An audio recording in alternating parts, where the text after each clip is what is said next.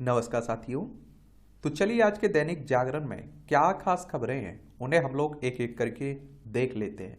और याद रखिए दैनिक जागरण का राष्ट्रीय संस्करण है तो इसमें आप लोगों को महत्वपूर्ण खबरें ही देखने को मिलेंगी। आप सभी जानते हैं कि एशियन गेम्स हो रहे हैं 19 में। कहाँ हो रहे हैं? ये चीन के हांगझू में चल रहे हैं। और एशियाई खेल को आप लोग एशियाड के नाम से भी जानते हैं। और ये आप लोगों को बता दूं कि एक महाद्वीपीय बहु खेल आयोजन है जो हर चौथे वर्ष में एक बार होता है। और पहली बार आप देखते हैं कि नई दिल्ली में हुआ था। कहाँ? दिल्ली में हुआ था 1951 में। ये भी आप लोग याद रखिएगा।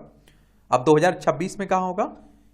ये होगा, आप देखेंगे कि जापान में होगा। ये भी आपको याद रखना है। और लास्ट में जब एक खत्म हो जाएंगे तो एक ओवरव्यू हम लोग जरूर ले लेंगे।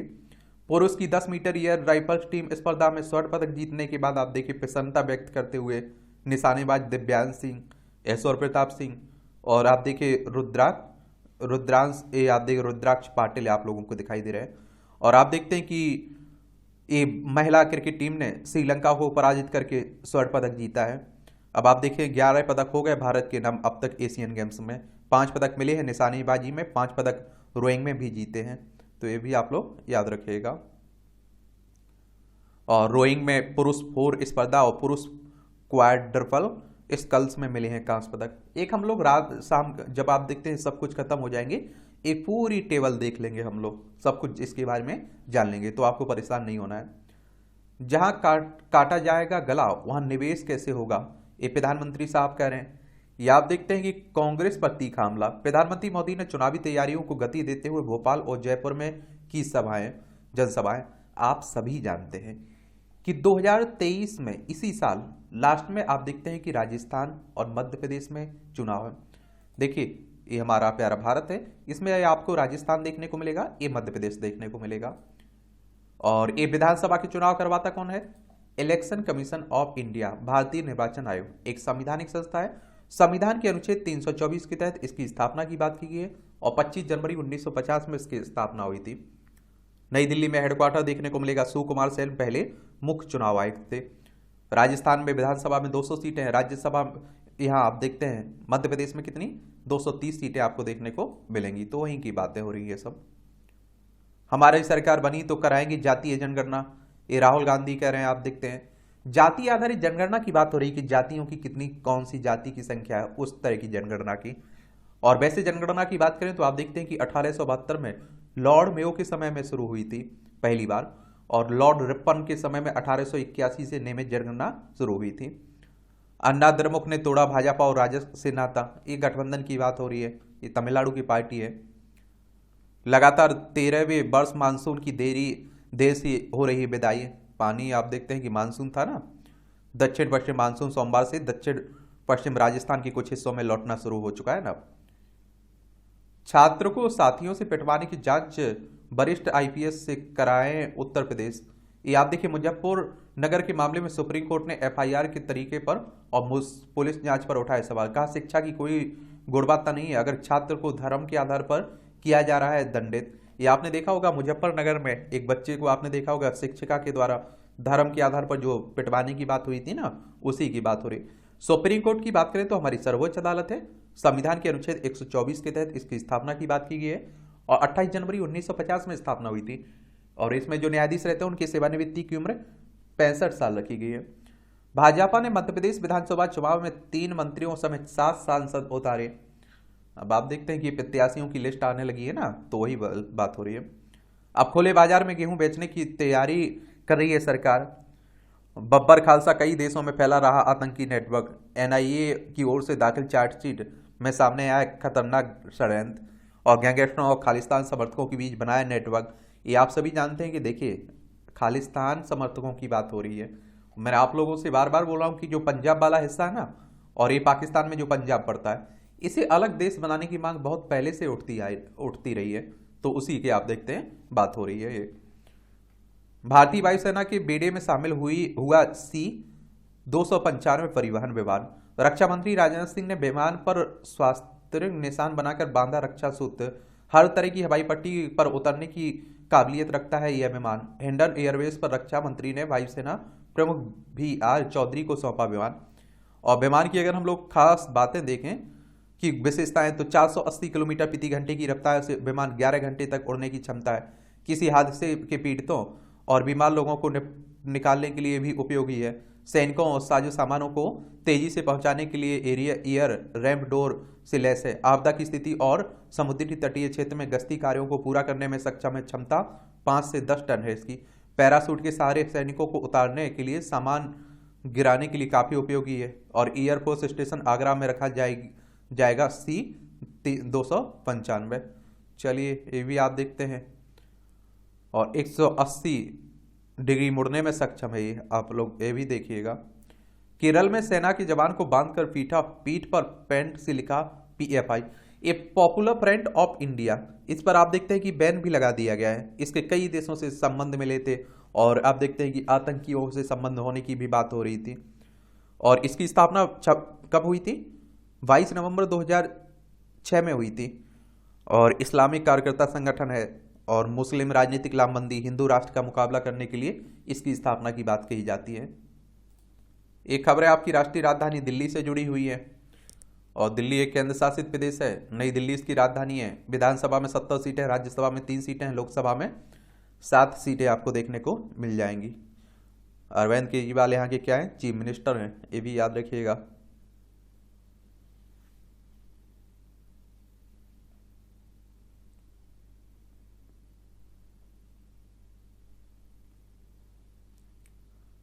ये आप देखिए, DU ने स्नातक में सीटें भरने के लिए जारी किया अंतिम स्पॉट राउंड। सुरक्षा चुनौतियों को लेकर भारत कर रहा है संयुक्त सैन्य सिद्धांत पर काम। ये 22 सितंबर को सम्मेलन में संयुक्त सिद्धांत के विभिन्न पहलुओं पर किया गया था विचार। तो ये आप देखते हैं कि हमें ध्यान देना ही होगा। देश में पहली बार ग्रीन हाइड्रोजन से चली बस, स्वच्छ ईंधन की ओर भारत ने बढ़ाया एक कदम। और हरदीप पुरी ने कहा ऊर्जा आयात की जगह निर्यातक बन सकता है भारत। और आप देखिए पर्यावरण के लिए भी ये अनुकूल है, समझ रहे हैं आप लोग। और हाइड्रोजन को आप लोग भविष्य का ईंधन भी तो कहते हैं। ये PM मोदी के व्हाट्सएप चैनल में एक हफ्ते में जुड़े 50 लाख से ज्यादा लोग। ये व्हाट्सएप में आ गया ना एक फीचर, आप देखते हैं। अक्टूबर में सभी शैक्षणिक संस्थानों में चलेगा श्री अन्न का महा अभियान। अंतर्राष्ट्रीय मोटा अनाज वर्ष में इसके उपयोग को बढ़ावा देने का अभियान और होगा तेज। नवंबर में खाद्य प्रसंस्करण उद्योग मंत्रालय, दिसंबर में रक्षा व सड़क परिवहन मंत्रालय चलाएंगे अभियान। मिलेट की बात हो रही, मोटे अनाज की बात हो रही है, अच्छी बात है। आप देखेंगे अमेरिका ने इस गर्मी में 90,000 भारतीयों को जारी किया छात्र वीजा। विश्व में अमेरिका का छात्र वीजा पाने वालों में हर चौथा विद्यार्थी भारत से। वीजा की प्रतीक्षा अवधि को कम करने के लिए उठाए गए कदम। बहुत सारे बच्चे आप देखते हैं कि पढ़ाई के लिए जाते हैं ना। जिसका दिल गरीबों के लिए धड़के वही सच्चा सिविल सेवक है।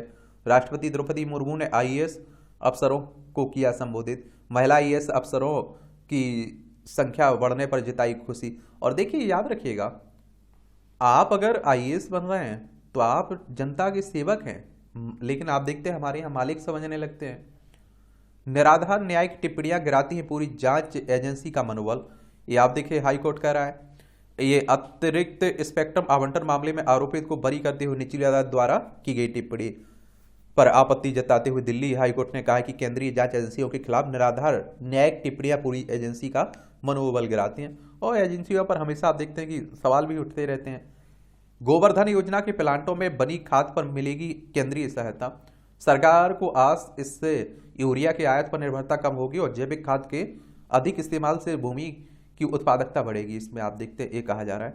इस साल के बजट में वित्त मंत्री निर्मला सीतारमण ने 500 बायोगैस प्लांट खोलने का किया था ऐलान। 1500 रुपये प्रति टन जैविक खाद पर केंद्रीय सहायता देने का प्रस्ताव है। 689 प्लांट अभी कर रहे हैं काम। 426 जिलों को करते हैं एक कवर। अच्छी बात है ये बात।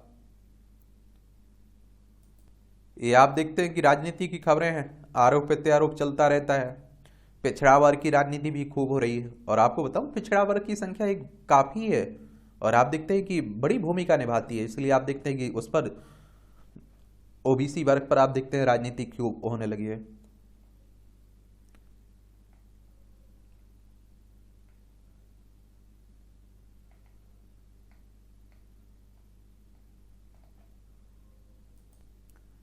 भेदभाव और तुष्टीकरण रहित सेवा अभियान की सच्ची पंथ निरपेक्षता है, ये मोदी साहब कह रहे। प्रधानमंत्री नरेंद्र मोदी ने किया पंडित दीनदयाल उपाध्याय की प्रतिमा का अनावरण, ये नई दिल्ली में आप देखते हैं, तो ये भी आप लोग याद रखा। और उन्होंने कहा, क्या कहा, कहा कि नारी शक्ति बंधन अधिनियम पारित होना लोकतंत्र और भाजपा की वैचारिक जीत है।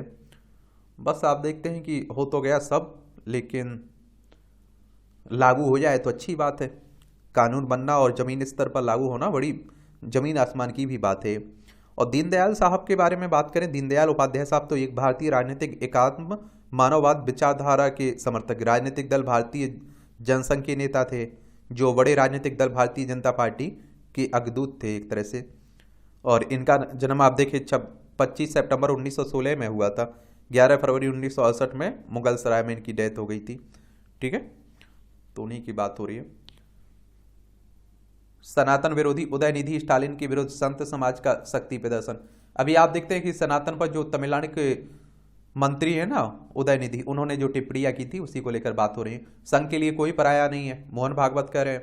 आरएसएस की बात हो रही है, राष्ट्रीय स्वयंसेवक संघ, और इसकी स्थापना की बात करें तो 27 सितंबर 1925 में हुई थी। हिंदू राष्ट्र हिंदुत्व की बात करता है संगठन। नागपुर में हेडक्वार्टर देखने को मिलेगा ये। केवी हेडगावार इसके फाउंडर थे। कनाडा की रक्षा मंत्री ने भारत के साथ रिश्ते को बताया महत्वपूर्ण और कहा हिंद प्रशांत रणनीति जैसे साझेदारी आगे बढ़ाएगा कनाडा। बिल विलियर ने भारत की ओर उठाए कदमों पर चिंता जताई। ये आप लोग देखिए अभी बहुत बुरे चल रहे हैं कनाडा और भारत के रिश्ते, तो उन्हीं के बीच बातें हो रही है। जोशीमठ में 99% भवनों में इंजीनियरिंग और मानक नादारद है। सेंट्रल बिल्डिंग रिसर्च इंस्टीट्यूट ने अपनी रिपोर्ट में किया उल्लेख, मौजूदा हालात में सिर्फ 37% भवन पाए गए हैं दुरुस्त। जोशीमठ जैसे ढालदार क्षेत्र में भवन निर्माण में मानकों की अनदेखी खतरनाक है। संबंधित क्षेत्र पुराने मलबे के ढेर पर बसा हुआ है। अब आप खुद सोच लीजिए, हम लोग खुद आप देखते हैं कि न्योता दे रहे हैं इस तरह की आपदाओं को, अब हम उसमें क्या कर सकते हैं? हम लोग कुछ ध्यान ही नहीं देते हैं उसकी तरफ। CMAP की प्रयोगशाला ने तंबाकू में निकोटिन की मात्रा घटाई। ये आप लोग तो पढ़ते रहते होंगे कि तंबाकू में निकोटिन होता है।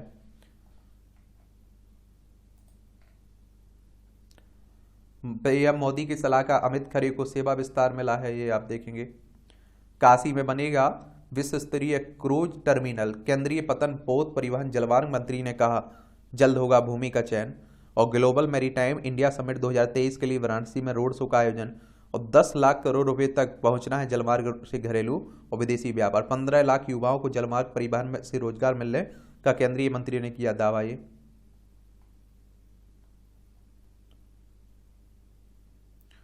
ये सुनवाई करना हीलिंग प्रोसेस का हिस्सा है, हम जनता की अदालत हैं। मणिपुर के मामले में सुनवाई के दौरान शीर्ष अदालत ने की टिप्पणी। आरोप था कि समुदाय विशेष के वकीलों को हाईकोर्ट में पेशी की नहीं दी जा रही अनुमति। ये आप सभी जानते हैं। देखिए मणिपुर में जो जातीय हिंसा फैली हुई है उसी को लेकर बातें हो रही है सब।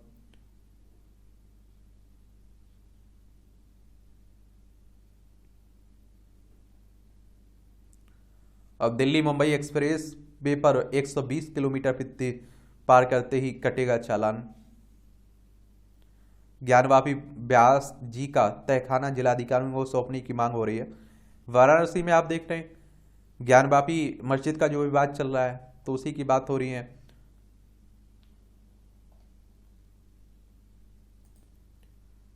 चंद्रयान-3 महाक्विज में भाग लेकर मनाए देश की सफलता का जश्न। और इसरो प्रमुख ने कहा है कि क्विज में भाग लेकर हमें प्रेरित करें, खुद भी प्रेरित हो। प्रतिभागियों को मिलेगा प्रमाण पत्र, नगर पुरस्कार जीतने का भी मौका है। चलिए आप लोग ज्वाइन कर सकते हैं, आप लोग भाग ले सकते हैं। माई GOV पर अकाउंट बनाना होगा आपको, ठीक है, वहाँ से आप लोग पा सकते हैं नाम भी। और देखिए अभी चंद्रयान-3 छोड़ा गया ना 2023 में ही, और सफलतापूर्वक हुआ है। 2019 में चंद्रयान-2 छोड़ा गया था, 2008 में एक छोड़ा गया था। और इसरो की बात करें तो इंडियन स्पेस रिसर्च ऑर्गेनाइजेशन की बात हो रही है। हमारी क्या है, अंतरिक्ष एजेंसी है। 15 अगस्त 1969 में स्थापना हुई थी। बेंगलोर में हेडक्वार्टर देखने को मिलेगा ये।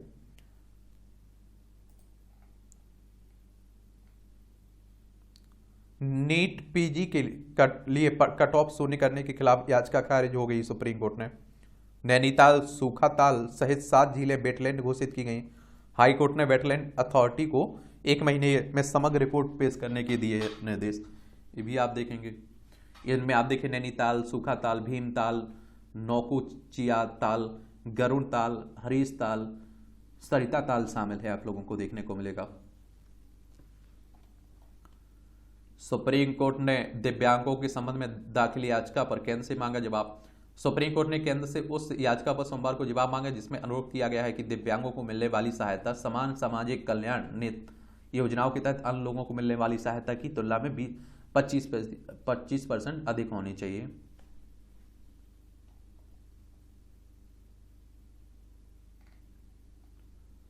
चंद्रबाबू नायडू की याचिका पर तत्काल सुनवाई से सुप्रीम कोर्ट का इंकार। कोर्ट ने कहा कि 26 सितंबर को आइए, हम देखेंगे कि क्या करना है। ये आप देखिए, पूर्व आंध्र प्रदेश की पूर्व मुख्यमंत्री है ना, उन्हीं पर आप देखते हैं भ्रष्टाचार के आरोप लगे, उन्हें हिरासत में भी ले लिया गया है। महाराष्ट्र में विधायकों की अयोग्यता संबंधी याचिका पर जल्द फैसला होना मुश्किल है। विधानसभा अध्यक्ष 2-3 दिन में घोषित करेंगे कि वह इस पर सुनवाई को किस प्रकार आगे बढ़ाए। इस पर सुनवाई अब 13 अक्टूबर को होगी। सुप्रीम कोर्ट ने विधानसभा अध्यक्ष को सौंपा निर्णय का अधिकार। ये आप देखते हैं कि जो महाराष्ट्र में शिवसेना विधायकों का मामला रहा है ना अयोग्यता का, क्योंकि शिवसेना आप देखते हैं कि टूट गई 2 भागों में, तो उसी को लेकर बातें हो रही हैं। और हमारे देश में आप देखते हैं जो अध्यक्ष है ना, विधानसभा अध्यक्ष हो, लोकसभा अध्यक्ष हो, ये आप देखिए लंबा खींच देते हैं इस तरह की अयोग्यता के प्रश्न को। चीनी के महावाणिज्य दूत ने की द्विपक्षीय संबंधों को मजबूत करने की अपील। ये आप देखिए, चीन की बात करें तो ये चाइना है, लद्दाख, हिमाचल प्रदेश, उत्तराखंड, सिक्किम, अरुणाचल प्रदेश की सीमा लगती है हमारी। अलग अलग बरामद मादक पदार्थों को पृथक जब्ती माना जाए, ये हाईकोर्ट कह रहा है। ग्रामीण क्षेत्र में प्लास्टिक के निस्तारण से स्वावलंबन संघ रोजगार सृजन। बिहार के सीतामढ़ी में युवा जितेंद्र कुमार ने केंद्र सरकार की योजना में ऋण लेकर स्थापित किया संयंत्र। अच्छी बात है, अच्छी पहल है। अब आप देखिए कि ये संपादकीय पाठ है, एडिटोरियल्स का पाठ है, और इसे भी पढ़ लिया करिएगा। ये प्रीलिम्स में, मुख्य परीक्षा में, इंटरव्यू में आपको हर जगह मदद पहुंचाते हैं। एक सामान्य जानकारी मिलती है। जब आप लोग आंसर राइटिंग करेंगे, निबंध लिखेंगे, तो वहां भी आपको मदद मिलेगी। महिला सशक्तिकरण को चरितार्थ करते मोदी साहब, ये आप देखते हैं हमारे होम मिनिस्टर साहब ने लिखे हैं, अमित शाह साहब ने लिखा है। तो आप देखते हैं अपनी सरकार की तारीफ ही तारीफ लिखी होगी, ये भी आप लोग जानते हैं। मैं इसीलिए कहता हूँ आप लोगों से, आपको बड़ा स्मार्ट गिरी दिखानी है। अब आप देखिए, इन्होंने लिखी है तो तारीफें लिखी है, तो इनकी तारीफें आप लोगों को नोट कर लेना है, जो सही तारीफ हो। और आप देखते हैं कि जब कांग्रेस का या विपक्ष का कोई लीडर लिख रहा है तो वो सरकार की कमियां गिनाएगा, तो आप लोगों को वो कमियां दिख लेनी है। अगर सही में कमियां हैं तो इस तरह से आप देखेंगे आपका निबंध, वो क्या, आंसर राइटिंग चालू हो गई। पॉजिटिव पॉइंट हो गए, नेगेटिव पॉइंट हो गए, लास्ट में अपना निष्कर्ष दे दीजिए। थोड़ा आप सोचा करिएगा। मोदी सरकार ने 9 वर्षों में न सिर्फ महिला सशक्तिकरण के लिए काम किया, बल्कि हमारी पौराणिक संस्कृति के अनुसार महिलाओं को सम्मान भी दिया है। और महिला सशक्तिकरण हमारी गौरवशाली सांस्कृतिक विरासत रही है। वैदिक युग में ऋषि मुनियों ने महिला सशक्तिकरण और ज्ञान के विकास में अहम योगदान दिया। गार्गी, याज्ञवल्क्य, शास्त्रार्थ की आज तक मिसाल दी जाती है। उपनिषदों के बारे में आप देखते हैं कि विदुषी मैत्री की समझ अभी भी विद्वानों का मार्गदर्शन करती है। यामी धर्म की अवधारणा की प्रारंभिक प्रस्तावक थी। विज्ञान, अंतरिक्ष अन्वेषण और स्वास्थ्य सेवा में महिलाओं द्वारा की गई प्रगति ने वर्तमान युग में दुनिया को भारत की ओर प्रशंसा की दृष्टि से देखने का पर मजबूर किया है। और भारत में आप देखिए 80% से अधिक नर्स और दाई महिलाएं हैं जो कोविड महामारी में लोगों की सेवा के लिए खड़ी रही हैं। प्रधानमंत्री नरेंद्र मोदी ने महिला सशक्तिकरण पर G20 सम्मेलन में मंत्री स्तरीय सम्मेलन के अपने संबोधन में विभिन्न क्षेत्रों में महिलाओं द्वारा निभाई गई परिवर्तनकारी भूमिका पर प्रकाश डालते हुए कहा था कि भारत में महिला सशक्तिकरण केवल एक विशेष क्षेत्र तक सीमित नहीं है, वास्तव में वह हर क्षेत्र में महिला नेतृत्व की क्षमता को आगे ले जाना चाहते हैं। मोदी जी ने महिलाओं के सशक्तिकरण से लेकर उन्हें नेतृत्व कर देने की क्षमता के लिए जो काम करना शुरू किया है, उस दिशा में अमृतकाल में महिलाओं को राजनीति में आरक्षण देना एक बड़ी उपलब्धि है। हाल में संसद के विशेष सत्र में मोदी जी के मार्गदर्शन में लोकसभा और विधानसभा में महिलाओं के लिए 33% आरक्षण का मामला प्रशस्त करने वाला विधेयक पारित हुआ है। और इस महिला आरक्षण के कारण भावी राष्ट्र निर्माण में महिलाओं की बड़ी भूमिका नजर आ रही है। मुझे विश्वास है कि इस आरक्षण के लागू होने के बाद नारी शक्ति की भागीदारी के साथ समावेशी शासन के एक नए युग की शुरुआत होगी। और देखिए, आधी आबादी है महिलाओं की, अब उन्हें हम लोग अगर अधिकारों से वंचित रखेंगे तो कहाँ तरक्की कर पाएंगे। महिला आरक्षण विधेयक की ऐतिहासिकता के साथ साथ उसके संदर्भ को भी समझना होगा। पिछले 9 वर्षों में प्रधानमंत्री मोदी महिलाओं के नेतृत्व वाले विकास की मुख्य समर्थक और सक्रिय प्रस्तावक रहे हैं। बेटी बचाओ बेटी पढ़ाओ जैसी पहल से लिंग अनुपात में सुधार हुआ है। शैक्षिक संस्थानों में लड़कियों को नामांकन बढ़ा है और लड़कियों के लिए गुणवत्तापूर्ण शिक्षा सुनिश्चित करने में भी मोदी सरकार द्वारा प्रदान की गई छात्रवृत्ति की महत्वपूर्ण भूमिका है। और प्रधानमंत्री सुकन्या समृद्धि और प्रधानमंत्री जनधन खाता जैसी योजनाओं ने 30 करोड़ महिलाओं की वित्तीय सुरक्षा एवं समावेशन में महत्वपूर्ण योगदान दिया है। मुद्रा योजना के माध्यम से महिलाओं को अपनी उद्यमशील क्षमता का लाभ उठाने के लिए सशक्त बनाया है। इस व्यवस्था में न केवल महिलाओं की सामाजिक आर्थिक जरूरतों को पूरा किया बल्कि उन्हें गरीबी से भी उबारा है। और जब कोई परिवार भोजन, आवास और दवाइयों और पेयजल जैसी जरूरतों को पूरा करने के लिए संघर्ष करता है तो उस परिवार की महिला को सबसे अधिक पीड़ा होती है। मोदी सरकार ने, आप देखते हैं, मोदी सरकार ने 3 करोड़ गरीबों को घर दिया और जिनमें से आप देखते हैं कि 75% महिलाओं को दिए गए हैं। और आप देखें कि 80 करोड़ गरीबों को मिलने वाले खाद्यान्न से आप देखिए भी सबसे बड़ी राहत महिलाओं को मिली है। मोदी सरकार द्वारा 11 करोड़ जल आपूर्ति कनेक्शन और 50 करोड़ लाभार्थियों को स्वास्थ्य बीमा प्रदान करने से भी सबसे बड़ा लाभ महिलाओं को मिला है। उज्ज्वला योजना के तहत आप देखिए जारी 9.6 करोड़ गैस कनेक्शन में गरीब महिलाओं को वायु प्रदूषण से छुटकारा मिला है। मोदी सरकार ने मातृत्व अवकाश की अधिकतम अवधि बढ़ाकर कामकाजी महिलाओं को राहत प्रदान की है। और लैंगिक रूढ़िवादिता को खत्म करते हुए मोदी सरकार ने पहली बार भारतीय सेना में महिला अधिकारियों को स्थायी कमीशन की योग बनाया है। प्रधानमंत्री द्वारा महिला सशक्तिकरण के प्रयासों का भी फल है। आज भारत के पास सबसे अधिक महिला फाइटर जेट पायलट हैं और यह भी देश के इतिहास में पहली बार है कि व्यावसायिक पायलटों की 15% सीटों पर अब महिलाओं का कब्जा है, जबकि वैश्विक औसत मात्र 5% है। देश की आबादी के जीवन में व्यापक बदलाव लाने में पिछले 9 वर्षों में हासिल किए गए ये सभी मील के पत्थर, जहां चाय है वहां राय की इच्छा शक्ति का परिणाम है। महिलाओं के जीवन से जुड़े ज्वलंत विषय इसके पहले शायद ही कभी देश की राजनीति में विमर्श के केंद्र में रहे हों। इतिहास साक्षी है कि कांग्रेस समेत कई विपक्षी दलों ने राजनीतिक स्वार्थ को और तुष्टीकरण की राजनीति के चलते महिलाओं से जुड़े मुद्दों पर सकारात्मक रुख अपनाने की जगह अक्सर बहानेबाजी की है। जैसे जब 3 तलाक संबंधी विधेयक के माध्यम से करोड़ों मुस्लिम महिलाओं के भाग्य का फैसला किया जा रहा था, तब कांग्रेस ने विधेयक के समर्थन में आने की जगह तुष्टीकरण के चलते सदन से बाहर जाने का रास्ता चुना। राष्ट्रपति पद पर के लिए द्रौपदी मुर्मू जी की उम्मीदवारी का समर्थन न करने और विपक्षी उम्मीदवार के पक्ष में समर्थन देने का कांग्रेस का निर्णय भी सर्वविदित है। महिला आरक्षण के लंबित विधेयक को कानून में बदलने की मोदी सरकार की पहल उनकी दृढ़ इच्छा शक्ति और प्रतिबद्धता का एक जीवंत उदाहरण है। और विश्व स्तर पर सरकार में महिलाओं की सक्रिय भागीदारी ने प्रजातांत्रिक संस्थाओं को मजबूती दी है, भ्रष्टाचार कम किया है और सरकारों को और अधिक संवेदनशील बनाया है। देश को समान प्रतिनिधित्व के माध्यम से लैंगिक समानता और आपसी सामाजिक समावेशन को प्राथमिकता देनी चाहिए। दोनों सदनों से पारित नारी शक्ति बंधन विधेयक के माध्यम से मोदी जी ने अमृतकाल में एक अधिक समावेशी संसदीय लोकतंत्र की मजबूत नींव रखी है, जहां महिलाओं की बात अधिक सुनी जाएगी और उनके मुद्दे पर अधिक जोरदार ढंग से चर्चा की जाएगी। मुझे विश्वास है कि अमृतकाल के दौरान 2047 तक भारत के विकसित राष्ट्र बनने में नारी शक्ति एक विशेष भूमिका होगी। और देखिए, आप लोग देखें, महिला सशक्तिकरण पर जब आप लोग कुछ लिख रहे हैं तो सरकार के द्वारा जो आप देखते हैं कि उस क्षेत्र में काम किया गया उनका उल्लेख किया करिएगा, ठीक है। क्यों पनप रहा है ट्यूशन कोचिंग उद्योग? ये आप देखिए, यह 1991 की बात है कि सुप्रसिद्ध लेखक R.K. नारायण ने राज्यसभा में शिक्षा पर केंद्रित ऐतिहासिक भाषण दिया और भाषण का विषय छात्रों पर बस्ते का बोझ कम करना था। उसमें विस्तारित पाठ्यक्रम के चलते छात्रों पर पड़ने वाले अनावश्यक तनाव की विवेचना थी। उस वक्तव्य पर देशव्यापी चर्चा हुई और भारत सरकार ने प्रसिद्ध विज्ञानी एवं शिक्षाविद प्रोफेसर यशपाल की अध्यक्षता में स्कूली बैग के बोझ को घटाने के लिए एक समिति गठित की, जिसने 1993 में अपनी रिपोर्ट प्रस्तुत की।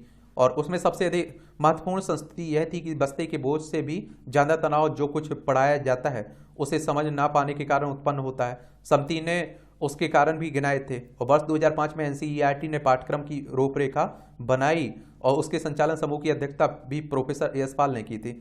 और आप देखते हैं कि तब पुस्तकों की संरचना विषय वस्तु को पढ़ाने के ढंग तथा परीक्षा पद्धति में कई परिवर्तन किए गए। वहीं समय के साथ विभिन्न परीक्षाओं में प्रतिभागियों की संख्या बढ़ती गई और प्रतिस्पर्धा का तनाव भी तेजी से बढ़ा। सरकारी स्कूलों की स्थिति बद से बदतर होती गई। नियमित अध्यापकों की नियुक्तियां कई राज्यों ने बंद कर दी और नामात्र के मानदेय पर अनेक पदनामों से अनियमित पढ़ाने वालों की नियुक्ति हुई। इससे आप देखिए ट्यूशन और कोचिंग के लिए अत्यंत उपजाऊ भूमि तैयार होती गई। अब राजस्थान के शहर कोटा में भी कोचिंग ने एक राष्ट्रीय स्वरूप वाला औपचारिक आकार ले लिया है। प्रतिस्पर्धी परीक्षाओं की कोचिंग में कोटा की महारत की चर्चा गांव कस्बों तक पहुंच गई है। देश भर के अभिभावक ने अपने बच्चों को वहां भेजने का प्रबंधन करना शुरू कर दिया है। इंजीनियरिंग एवं मेडिकल में प्रवेश के लिए कोटा में कुछ साल बिताना हर समस्या का समाधान मान लिया गया है। कोटा में कोचिंग परिदृश्य उभरने के साथ ही आप देखिए वहाँ लोगों को लाभ कमाने के अपार अवसर दिखे हैं और जब भी किसी शहर की आर्थिक उन्नति होती है तो वहाँ कुछ प्रभावशाली लोग नेताओं से अपने संबंधों का लाभ उठाकर नियमों को ताक पर रखते हुए अपने हित साधने में लग जाते हैं। और इस सिलसिले में आप देखते हैं कि कोटा भी अब बाद नहीं रहा है। यहाँ कुछ कोचिंग संस्थानों ने स्कूलों से सांठगांठ कर ली है, मतलब उपस्थिति स्कूल में और पढ़ाई केवल कोचिंग केंद्र पर है। यह सब की जानकारी में केवल नियामक संस्थाओं ही बेखबर दिखती हैं। प्रत्येक कोचिंग संस्थान का उद्देश्य स्पष्ट है कि उसके यहाँ अधिक से अधिक बच्चे प्रवेश लें ताकि वह यह दावा कर सके कि सबसे अधिक सफलता की दर उसी की है। और ऐसे में आंतरिक परीक्षाओं में जो बच्चे अच्छे अंक लाएंगे तो कोचिंग संस्थान का पूरा ध्यान उन्हीं पर केंद्रित हो जाएगा। जो पीछे रह जाएंगे उनका मनोबल गिरता जाएगा और उसी अनुपात में तनाव बढ़ता जाएगा। हर बच्चा जब कोटा या फिर इसी तरह के अन्य उन शहरों में जाता है जहां कोचिंग ने एक उद्योग का रूप ले लिया, तब उसके दिमाग में यह स्पष्ट रहता है कि यदि वह सफल नहीं हुआ तो माता पिता की आर्थिक सामाजिक दशा पर इसका सीधा असर पड़ेगा। 2023-24 में कोटा में करीब 2.05 लाख विद्यार्थी आए। उनके लिए शहर में 3,000 छात्रावास और 25,000 कमरे प्रतीक्षारत थे।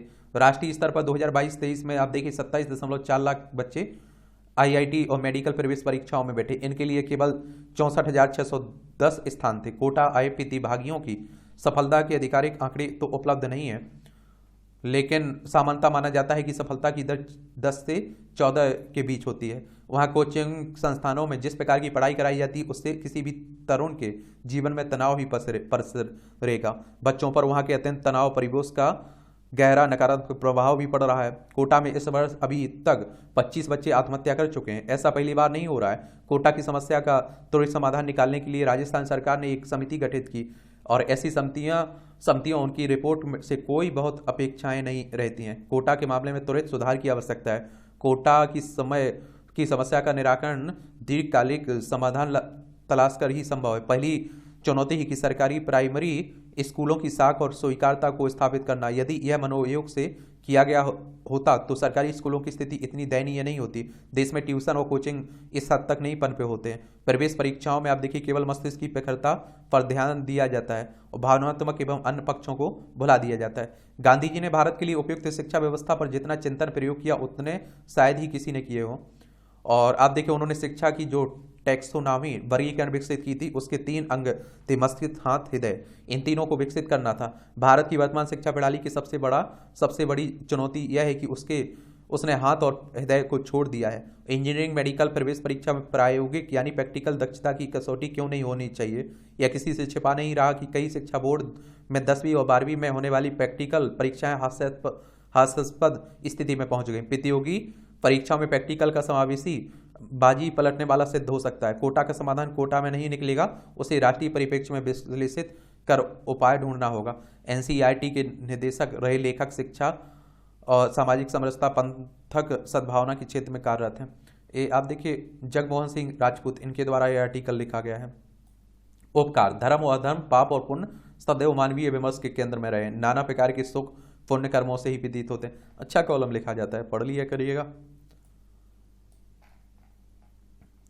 ये आप देखिए स्वच्छ ईंधन की मात्रा। दिल्ली में केंद्रीय पेट्रोलियम मंत्री हरदीप सिंह पुरी ने देश की पहली ग्रीन हाइड्रोजन से चलने वाली बस को हरी झंडी दिखाकर भारत की उस प्रतिबद्धता को ही प्रकट किया और जिसके तहत वह ऊर्जा के परंपरागत स्रोतों पर निर्भरता कम करने के प्रयास कर रहा है। इन प्रयासों को वांछित सफलता तभी मिलेगी जब स्वच्छ ईंधन के अधिक से अधिक विकल्पों का उपयोग बढ़ाया जाएगा और ऐसे विकल्पों में एक ग्रीन हाइड्रोजन भी है। चूंकि यह विकल्प प्रदूषण कम करने में सहायक है, और इसलिए दिल्ली एनसीआर में ग्रीन हाइड्रोजन से चलने वाली कुछ और बसें चलाने की योजना है। वास्तव में ऐसी बसें दिल्ली एनसीआर में ही नहीं, देश के अन्य महानगरों में भी चलाई जानी चाहिए। इसी के साथ इसके भी प्रयत्न किए जाने चाहिए कि बसों के साथ अन्य वाहनों और विशेष रूप से कारें भी ग्रीन हाइड्रोजन से चल सकें। और यह ठीक है कि कुछ समय पहले एक पायलट प्रोजेक्ट के तहत ग्रीन हाइड्रोजन से चलने वाली कार को लॉन्च किया गया था, लेकिन अभी बड़े पैमाने पर उनका उपयोग शुरू नहीं हो पाया है। भारत को ग्रीन हाइड्रोजन से चलने वाले वाहनों को प्रोत्साहन देने के साथ स्वच्छ ऊर्जा के अन्य विकल्पों पर भी प्राथमिकता के आधार पर ध्यान देना होगा, क्योंकि अभी पेट्रोलियम पदार्थों पर निर्भरता बहुत अधिक है। इसका एक कारण यह भी है कि भारत ने घरेलू स्तर पर पेट्रोलियम पदार्थों के दोहन से के जो लक्ष्य तय कर रखे हैं वे पूरे नहीं हो रहे हैं। और चूंकि पेट्रोल और डीजल से चलने वाले वाहन प्रदूषण का एक बड़ा जरिया है, इसलिए उनका उपयोग कम से कम करने के लिए हर संभव जतन किए जाने चाहिए, और इसलिए और भी किए जाने चाहिए, क्योंकि भारत दुनिया का तीसरा सबसे बड़ा कच्चा तेल आयातक उपभोक्ता है। हम अपनी आवश्यकता का लगभग 85% कच्चा तेल आयात करते हैं। हमारे पास नहीं है ना, तो हम लोग आयात करते हैं, खरीदते हैं। इसके चलते भारी भरकम विदेशी मुद्रा खर्च करनी पड़ती है। पेट्रोल की खपत कम करने के लिए उसमें एथेनॉल मिलाकर उसका उपयोग करने की जो कोशिश हो रही है उसे बल देने की आवश्यकता है। वर्तमान में पेट्रोल में 10% एथेनॉल मिलाया जा रहा है। सरकार ने तय किया है कि 2025 तक 20% एथेनॉल मिलाकर पेट्रोल का उपयोग किया जाएगा। इस लक्ष्य को हर हाल में प्राप्त करने के प्रयत्न होने चाहिए, और इसमें संदेह नहीं है कि भारत स्वच्छ ऊर्जा के विकल्पों को अपनाने के लिए प्रतिबद्ध है, लेकिन अभी तक इस दिशा में बहुत काम किया जाना शेष है। भारत ने 2030 तक पवन और सौर ऊर्जा क्षमता में 420 गीगावाट की वृद्धि करने का जो लक्ष्य रखा है उसे ही हासिल करना सुनिश्चित किया जाना चाहिए। यदि भारत इस लक्ष्य को पाने में सफल रहता है तो न केवल पेट्रोलियम पदार्थों के साथ कोयले पर निर्भरता कम होगी, बल्कि विदेशी मुद्रा की भी बचत होगी। इसके अतिरिक्त पर्यावरण की तो रक्षा होगी ही। साइबर ठगी पर अंकुश। आप देखें, आर्थिक अपराध इकाई के आंकड़ों के अनुसार बीते मार्च और अप्रैल में साइबर अपराध से जुड़ी शिकायतों का जवाब देने के मामले में बिहार शीर्ष पर है। दरअसल ईओयू बिहार में साइबर अपराध से जुड़ी नोडल एजेंसी है। अच्छी बात है कि इस अपराध से संबंधित 100% शिकायतों का जवाब दिया गया है और बड़ी राशि को फर्जीवाड़ी से बचाया गया, किंतु यह भी सत्य है कि दिनों दिनों साइबर ठगी के शिकार लोगों की संख्या बढ़ती जा रही है। नए नए तरीकों से लोगों को ठगा जा रहा है। हालांकि सरकारी संस्थाएं इस संबंध में हर स्तर पर लोगों को जागरूक करने की कोशिश कर रही हैं। यह देखने में आ रहा है कि साइबर अपराधी स्वयं सीधे संबंधित किसी बैंक खाते से जालसाजी की रकम का लेन देन नहीं कर रहे हैं, और आप देखते हैं इसलिए वे कम पढ़े लिखे लोगों को अपना शिकार बना रहे हैं। किसी को ऋण दिलाने तो किसी को पैसे का लालच देकर उनका बैंकों में खाता खुलवाते हैं और फिर उन्हें साइबर अपराधियों को बेच देते हैं। साइबर पुलिस ने एक ऐसे ही गिरोह का पर्दाफाश करते हुए पूर्णिया में 7 लोगों को गिरफ्तार किया। यह गिरोह ऐसे करीब 400 खाते बेच चुका है। आशंका है कि इन खातों के जरिए करोड़ों रुपए की ठगी की गई है। इस परिस्थिति में पकड़े जाने पर भी उन्हें अपराधी साबित करना पुलिस के लिए काफी कठिन हो जाता है। लिहाजा यह आवश्यक है कि एक व्यापक रणनीति के तहत बेहतर समन्वय के साथ साइबर अपराधियों पर प्रहार किए जाएं, पूरी व्यवस्था की कड़ी निगरानी की जाए। इसके साथ लोगों के बीच जागरूकता के लिए सघन अभियान चलाए जाएं। लोगों को यह बताया जाए कि किसी भी परिस्थिति में भी अपना आधार कार्ड व अन्य व्यक्तिगत विवरण किसी को नहीं सौंपें। बैंक के अधिकारियों कर्मचारियों को भी सतर्क रहने की आवश्यकता है। संदेह होने की स्थिति में वे पुलिस को सूचित करें। वरिष्ठ जनों की खुशहाली, सुकून व खुशी जैसी मानवीय अनुभूतियों पर सुविधाओं की उपलब्धता ही नहीं समग्र परिवेश प्रभाव डालता है। मैकेंजी हेल्थ इंस्टीट्यूट ने 21 देशों में 52 साल से ऊपर के 21,000 लोगों का अध्ययन करने के बाद पाया कि विकसित और धनी देशों की तुलना में हमारे यहाँ के बुजुर्ग ज्यादा सेहतमंद हैं। यह अध्ययन बताता है कि उम्र के इस पड़ाव पर हमारे यहाँ 57% लोग शारीरिक, 66% लोग मानसिक और 63% लोग सामाजिक स्तर पर और 69% लोग आध्यात्मिक रूप से खुद को स्वस्थ मानते हैं। वहीं अमेरिका और चीन में यह आंकड़ा कम है। बुजुर्गों की खुशहाली से बहुत मनोवैज्ञानिक पहलू भी जुड़े होते हैं। यही वजह है कि सामाजिक और पारिवारिक जुड़ाव के कारण भारत में बुजुर्ग खुशहाल हैं। नई पीढ़ी से जुड़े रहना भारतीय बुजुर्गों की सक्रियता और सुख का सबसे प्रमुख कारण है। नई पीढ़ी का दुनिया में आना ही उनकी थकती जीवनचर्या को उल्लास से भर देता है। नाती पोतों से जो तो बुजुर्गों का विशेष लगाव होता है। छोटे बच्चों की संभाल से लेकर बड़े बच्चों को मार्गदर्शन देने तक वरिष्ठ जन एक सार्थक व्यवस्था को जीते हैं। घर की देखभाल में हाथ बटाते हैं, सगे संबंधियों से मेलजोल में आगे रहते हैं। परंपराओं के ज्ञान की संदूकची और सामाजिकता की सेतु कहे जाने वाले घर के बड़ों को बिना हर उत्सव अधूरा माना जाता है। घर आंगन के स्नेहपूरित परिवेश का न केवल बड़ों की शारीरिक सेहत पर असर पड़ता है, बल्कि वे मानसिक रूप से भी सक्रिय रहते हैं और सुविधाओं के अभाव में भी मान और मनोबल भरा यह जुड़ाव बुजुर्गों को मन को सच्ची खुशी देता है। भारत के सामाजिक ढांचे में बड़ों को ही किसी घर परिवार का मुखिया माना जाता है। भारतीय समाज में उम्रदराज लोगों की सामाजिक गतिविधियां और बढ़ जाती हैं। आयु का एक मोड़ को पार करने के बाद अपनी जिम्मेदारियों से मिली फुर्सत में आस पड़ोस या समुदाय में उनका मेलजोल ज्यादा होता है। इस अध्ययन के अनुसार भारतीय समाज में 80 वर्ष से ऊपर की आयु के हर 100 में से 55% लोग सामाजिक रूप से सक्रिय हैं। विशेषज्ञों की भी मानते हैं कि सामाजिकता का परिवेश मन मस्तिष्क और शरीर तीनों के स्वास्थ्य पर सकारात्मक असर डालता है। इस अध्ययन में हमारे यहाँ 80 वर्ष से ऊपर की आयु के 60% लोग अध्यात्म रूप से सक्रिय मिले हैं। समाज के लिए कुछ करने का सोच उन्हें बल देता है और ऐसी बातें भीतरी शांति प्रदान करती हुई जीवन की गुणवत्ता बढ़ाने और बुजुर्गों को अलग धलक कर दिए जाने वाले विकसित देशों के सामाजिक परिवेश की तुलना में भारत की ऐसी स्थितियां सहज हैं। और एक आप लोगों ने कहावत सुनी होगी कि हर चीज गूगल पर नहीं मिलती है। अपने माँ बाप, अपने घर में दादा दादी, नाना नानी के पास बैठा करिएगा, उनसे भी कुछ सीखा करिएगा। ये आप देखते हैं कि छोटे छोटे कॉलम हैं, देख सकते हैं आप लोग। शिक्षण संस्थानों में रैगिंग रोकने के उपाय। बंगाल के जादवपुर विश्वविद्यालय के छात्रावास में एक छात्र की रैंकिंग से मौत होने के कारण यह मामला एक बार फिर सुर्खियों में। इसके बाद तेलंगाना के एक मेडिकल कॉलेज और आईआईटी मंडी में भी रैगिंग होने के समाचार सामने आए। निरंतर अंतराल पर कहीं ना कहीं से रैगिंग के मामले सुनने में आ ही जाते हैं। लिहाजा इन प्रकरणों ने कुछ पुराने प्रश्नों को शिक्षा विमर्श में एक बार फिर से रेखांकित किया है। ऐसे में सभी शिक्षण संस्थानों में रैगिंग पर पूर्ण नियंत्रण की दिशा में कोई ठोस कदम उठाए जाने चाहिए। अब आप लोग खुद देख लीजिए, पहले इस तरह की घटनाएं बहुत होती थी, अब तो काफी हद तक प्रतिबंध लगा दिया गया है, क्योंकि कई आप देखते हैं कि बच्चों की डेथ भी हो जाती है। असभ्य भाषा का नया इतिहास, खरी खरी तंज कसा जा रहा है। ममता के दिल्ली में धरने के बड़े मायने हैं।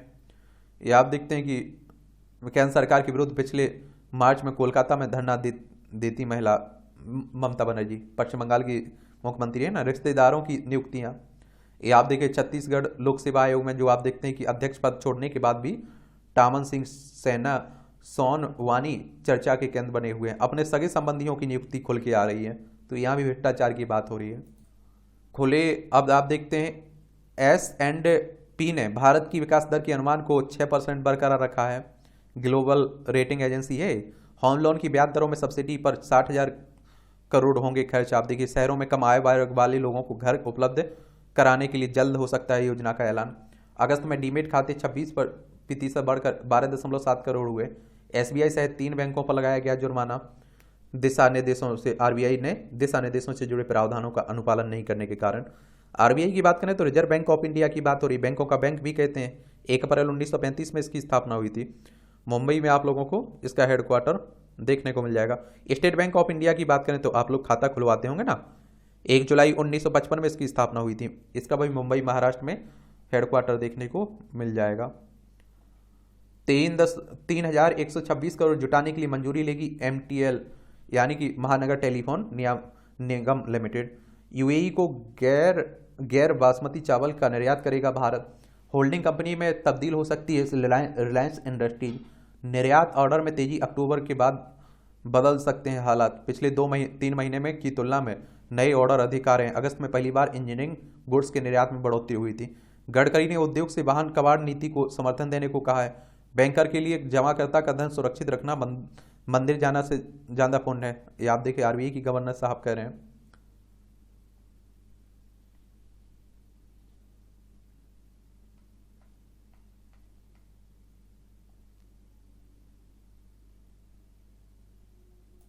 बहुपक्षवाद में सुधार को लेकर जयशंकर ने मेक्सिको समेत कई देशों से की चर्चा। बोस्निया हर्जेगोविना और आर्मेनिया के समकक्षों से भी की बात। तो सतत विकास लक्ष्यों के प्रति भारत की प्रतिबद्धता प्रेरक उदाहरण है। रुचिरा कह रही है। यूएन में भारत की स्थायी प्रतिनिधि बोली। हाईकोर्ट के निर्देश के बाद बावजूद अदियाला जेल नहीं भेजे गए इमरान। पाकिस्तान के प्रधानमंत्री रहे हैं पूर्व। लद्दाख, जम्मू कश्मीर, पंजाब, राजस्थान, गुजरात, 5 राज्यों की सीमा लगती है हमारी। पाकिस्तान है कुछ भी, आप लोगों को ज्यादा परेशानी। कनाडा की संसद में हिटलर की फौजी का सम्मान। गलती पता चलने पर स्पीकर रोटा ने माफी मांगी। सदन में पीएम ट्रूडो और राष्ट्रपति जयसिंह की थे मौजूद। और आप देखिए रूस ने जताया कड़ा विरोध, कनाडा से मांगा जवाब। राष्ट्रपति पद के लिए सर्वे में ट्रंप ने बाइडेन पर बनाई निर्णायक बढ़त। दक्षिण कोरिया राष्ट्रपति के दिमाग में कचरा भरा है, उत्तर कोरिया कह रहा है। रूस और यूक्रेन के बीच आप देख रहे हैं कि युद्ध चल ही रहा है। पिचंड पीएम पिचंड की यात्रा के दौरान नेपाल और चीन ने 12 समझौते किए हैं। इसमें नेपाल और चीन ने सोमवार को एक एमयू समेत 12 समझौते पर हस्ताक्षर किए हैं। नेपाल के पीएम पुष्कर कमल दहल पिचंड 23 सितंबर से 8 दिन की चीन यात्रा पर हैं। उन्होंने शनिवार को हांगझू में 19वें एशियाई खेल में से इतर चीनी राष्ट्रपति शी जिनपिंग से मुलाकात की है। और आप देखेंगे कि इसमें ग्रेट ऑफ सबसे पहले भारत का दौरा किया था प्रधानमंत्री बनने के बाद। ग्रेट हॉल ऑफ पीपल्स में पिचंड और पीएम ली कियांग के बीच प्रतिनिधित्व स्तर की बातचीत के बाद समझौते पर हस्ताक्षर किए गए। समझौतों में आप देखिए नेपाल के उत्तरी पहाड़ी क्षेत्र में विभिन्न सामान के उत्पादन और वितरण, डिजिटल अर्थव्यवस्था को बढ़ावा देने, कृषि, पशुपालन और मत्स्य पालन आदि शामिल हैं। पिचंड ने चीन के उद्योगपतियों को नेपाल की प्राथमिकता वाले क्षेत्र में निवेश के लिए आमंत्रित किया है। नेपाल आप देखेंगे तो ये पड़ोसी हमारा, उत्तराखंड, उत्तर प्रदेश, बिहार, सिक्किम और पश्चिम बंगाल 5 राज्यों की सीमा लगती है। अब लोगों के साथ बातें भी करेगा चैट जीपीटी, देख लीजिए। मिस्र की राजधानी कायरा 10 से 12 दिसंबर को होगा राष्ट्रपति चुनाव। यहाँ हांगकांग में प्रेस की स्वतंत्रता पर आघात। चाइना में देखिए, दक्षिण अफ्रीका में समुद्री उठी ऊंची ऊंची लहरें। ये जर्मनी के म्यूनिख में विश्व प्रसिद्ध ऑक्टेव फेस्ट के संगीत कार्यक्रम के दौरान ये आप देखिए वाद्य यंत्र। तो ये खेल का क्षेत्र है, इसका भी एक ओवरव्यू लेते रहा करिएगा। लास्ट में हम लोग बात कर लेंगे, आप लोगों को परेशान नहीं होना है, एशियन गेम्स खत्म होने दीजिए, ठीक है। और देखिए किस खिलाड़ी का संबंध किस खेल से है, उसने क्या अच्छा किया है, ये सब याद रखना है आप लोगों को, ठीक है। ये धूमल और डालमिया आईपीएल संचालन समिति में बने रहेंगे। क्यों ना हटा दी जाए WFI चुनाव पर लगी रोक, भारतीय कुश्ती महासंघ पर यह हाईकोर्ट कह रहा है। न्यूजीलैंड और पाकिस्तान के अभ्यास मैच में नहीं होंगे दर्शक, वनडे विश्व कप। पूर्वजों के प्रति दायित्व बोध, सनातन संस्कृति अगर आप लोग भी रखते हैं इंटरेस्ट तो पढ़ा करिएगा। ये 26/11 आतंकी हमले में शामिल था कन्नड़ाई नागरिक तहब्बूर राणा के खिलाफ 405 पेज की अनुपूरक चार्जशीट मुंबई कोर्ट में दायर। मुंबई हल्फनामे 5वां आरोपित है, ISI व हेडली के संपर्क में था। ये 2008 में मुंबई में हुए थे ना आतंकी हमले, उसी की बात हो रही है। वोट के बदले नोट मामले पर 7 सदस्य पीठ करेगी सुनवाई। 1998 के आदेश पर मुख्य न्यायाधीश की अध्यक्षता वाली पीठ करेगी विचार। शिबू सोरेन की पुत्रवधू सीता की याचिका पर 4 अक्टूबर से होगी सुनवाई। जम्मू कश्मीर के गुलमर्ग की ऊंचाई वाले क्षेत्र में ताजा हिमपात हुआ है। मालेगांव विस्फोट मामले में प्रज्ञा सिंह ठाकुर NI कोर्ट में, नेशनल इन्वेस्टिगेशन एजेंसी की बात हो रही है। भाजपा सांसद हैं, 2008 में आप देखिए मालेगांव विस्फोट मामले में आरोपित हैं ये। और आप देखेंगे कि मुंबई से करीब 200 किलोमीटर दूर मालेगांव में 29 सितंबर 2008 को मस्जिद के पास से बाइक में बंधे विस्फोटक में धमाका होने से 6 लोगों की मौत हुई थी, जबकि आप देखिए 100 लोग घायल हो गए थे इसमें।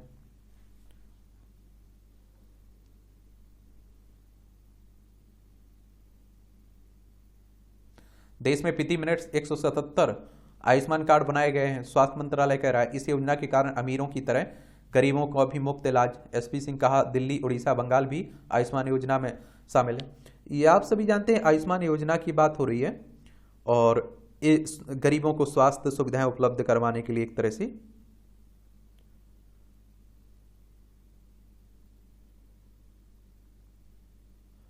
और ये कब आई थी ये आप लोगों को जरूर याद रखना है क्योंकि इससे क्वेश्चंस पूछ लेगा। आयुष्मान भारत योजना ये 23 सितंबर 2018 में लॉन्च हुई थी, स्वास्थ्य और परिवार कल्याण मंत्रालय के अंडर में है, ठीक है। DRDO के विज्ञानी द्वारा साझा जानकारी गोपनीय नहीं है, अधिवक्ता कह रहे हैं। पाकिस्तानी खुफिया एजेंसी को जानकारी साझा करने के आरोप में गिरफ्तार किए गए डिफेंस रिसर्च डेवलपमेंट ऑर्गेनाइजेशन के विज्ञानी प्रदीप कुरोलकर की जमानत याचिका पर सुनवाई सोमवार को भी जारी रही। बचाव पक्ष में कोर्ट में जोर देकर कहा है कि विज्ञानी द्वारा साझा की गई जानकारी गोपनीय नहीं है और यह सार्वजनिक डोमेन में उपलब्ध है। DRDO की बात कर लेते हैं, defence research and development organisation की बात हो रही है। और 1958 में इसकी स्थापना हुई थी। नई दिल्ली में हेडक्वार्टर देखने को मिलेगा। लेकिन आपने पाकिस्तान से क्यों संबंध रखा, इस पर भी बात तो होनी चाहिए। यहाँ भी आप देखें जनरल नॉलेज की जानकारी मिल जाती है, परीक्षा के पॉइंट भी से भी पॉइंट मिल जाते हैं।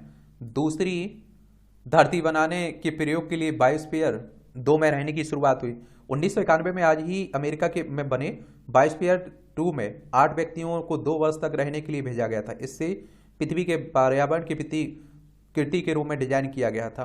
इसका उद्देश्य यह देखना था कि मनुष्य मानव निर्मित पारिस्थितिकी तंत्र में रहने में कितना सक्षम है। प्रयोग विफल हुआ था। ब्रिटेन में पहली बार मरीज में चढ़ाया गया किसी दूसरे व्यक्ति का रथ 1818 में। आज ही के दिन पहली बार ब्रिटेन के एक अस्पताल में डॉक्टर जेम्स वंडेल ने असाध्य बीमारी से ग्रस्त मरीज ब्रोजियर को मानव रक्त चढ़ाया था। हालांकि इलाज के 56 घंटे बाद ही ब्रोजियर की मौत हो गई थी। और 1825 में आप देखिए डॉक्टर डब लड़े रक्त चढ़ाकर जीवन बचाने वाले पहले व्यक्ति बने थे। विद्यासागर के प्रयास से पारित हुआ था विधवा पुनर्विवाह अधिनियम। महान समाज सुधारक एवं शिक्षाविद ईश्वरचंद्र विद्यासागर का जन्म 1820 में आज ही बंगाल के मेदिनीपुर में हुआ था। कलकत्ता कोलकाता के फोर्ट विलियम कॉलेज में संस्कृत विभाग अध्यक्ष के रूप में कार्य किया और बंगाल में शिक्षा के आधुनिकीकरण में योगदान देने के अलावा उन्होंने महिलाओं के हितों की पुरजोर वकालत की। और उन्हीं के अथक प्रयासों का परिणाम था कि 1856 में विधवा पुनर्विवाह अधिनियम पारित किया गया। महिलाओं के लिए उन्होंने बंगाल में कई स्कूलों की भी स्थापना करवाई थी। ये घट रही है गोलियत ग्रापर मछली की आबादी। अमेरिका के फ्लोरिडा में ये आप देखिए बीच समीप समुद्र में तैरती विशाल अटलांटिक गोलियत ग्रापर मछली, इसका वजन 350 किलो से अधिक आप देखते हैं कि होता है और लंबी 8 फीट या उससे अधिक होती है। विज्ञानियों का कहना है कि प्रदूषण की वजह से हाल के वर्षों में इन मछलियों की आबादी में गिरावट हुई है। समुद्री विज्ञानी डॉक्टर जेम्स लोकासियो के अनुसार इतनी बड़ी मछलियां को तैरते हुए देखना भी एक सुखद अनुभव है। पैग डीएम बिगकिट बताएगी मिथुन की प्रजनन अवस्था। CIRB ने पूर्वोत्तर के राज्यों में पाए जाने वाले पशु मिथुन के गर्भ की सच्चाई पशुपालकों को बताने वाली किट तैयार की है। और भारत में करीब 1 लाख है मिथुन, तो बांग्लादेश और म्यांमार चीन में भी मिलता है यह पशु। टेस्ट कैसे होता है? केंद्रीय भैंस अनुसंधान केंद्र हिसार के पशु शरीर क्रिया प्रजनन विभाग के विभागाध्यक्ष डॉक्टर सज्जन सिंह और विज्ञानी डॉक्टर अशोक कुमार बलहारा के अनुसार किट में 3 केमिकल की शीशी होती है। गर्भावस्था की जांच के लिए पहली शीशी से 3 और दूसरी शीशी से 6 ड्रॉप केमिकल लेते हैं। उसमें 2 ml मिथुन का शौच मिलाया जाता है और आप देखते हैं कि 20 मिनट तक 90 डिग्री सेल्सियस तक गर्म करते हुए तीसरे केमिकल को मिलाने के बाद गाढ़ा भूरा रंग होता है जो गर्भ ठहरा है। सींग से नागालैंड में म्यूजिक यंत्र भी बनाया जाता है इसमें। और 8,000 साल पहले उत्पत्ति, ऐसा माना जाता है मिथुन की उत्पत्ति ये 8,000 साल से पहले हुई थी। और मांस के अलावा मिथुन को बलि प्रयोजनों या वस्तु विनिमय व्यापार के लिए पाला जाता है। यह अरुणाचल प्रदेश, नागालैंड, मणिपुर, मिजोरम के उष्णकटिबंधीय वर्षा वनों में पाया जाता है। वजन कम करने के लिए सुबह का व्यायाम सबसे लाभकारी है, किया करिएगा। एक गोलाकार आरएनए की हुई पहचान जो HIV एक वायरस की प्रतिकृति बनाने में अहम भूमिका निभाता है। IISER भोपाल के विज्ञानियों को मिला, आप देखे मिल सकती है सफलता, मिली सफलता।